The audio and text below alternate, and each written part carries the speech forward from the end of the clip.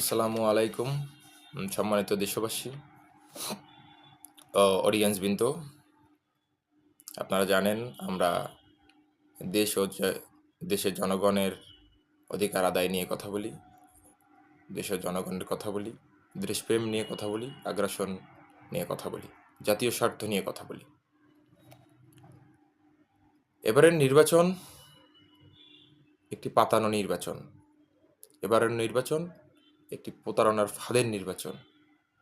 এই নির্বাচনকে আপনাদের আমি দেশ ও জাতির উদ্দেশ্যে বলতে চাই যে আপনারা এই নির্বাচনটাকে বয়কট করুন।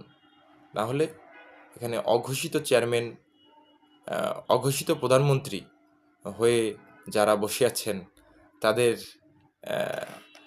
কি আর নির্বাচনের প্রয়োজন আছে বলে আমি মনে করি না। আর একটা নির্বাচন দিলে, বাংলাদেশের মতো জায়গায় একটা নির্বাচন দিলে হাজার হাজার কোটি টাকা খরচ হয়। এই টাকাটা আপনার, আমার, সকলের, দেশের সকল জনগণের টাকা। এটা কারো বাবার টাকা নয়, কারো দাদার টাকা নয়, কারো মামার টাকা, মনে করেন যে দেয়ার টাকা নয়।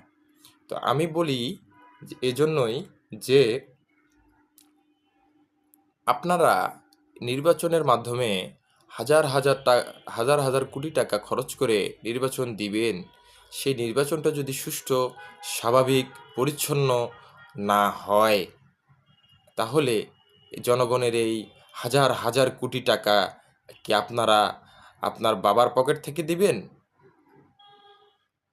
আপনাদের কাছে প্রশ্ন রইল, বর্তমান ইসির কাছে প্রশ্ন রইল।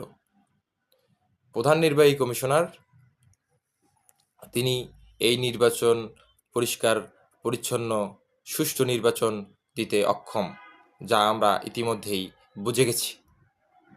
আমরা দেখছি বাংলাদেশের পরিবেশ, পরিস্থিতি এবং তাদের ভূমিকা নিয়ে, তাদের ভূমিকা, তারা কি কাজ করছে, তারা কোনটা কি কারণে করছে এবং তাদের কতটুকু গ্রহণযোগ্যতা আছে বাংলাদেশের জনগণের কাছে আমরা দেখছি, আমরা সামনেও দেখব ইনশাল্লাহ। এজন্যই বলেছি আপনারা এই নির্বাচনকে যদি পারেন বয়কট করুন।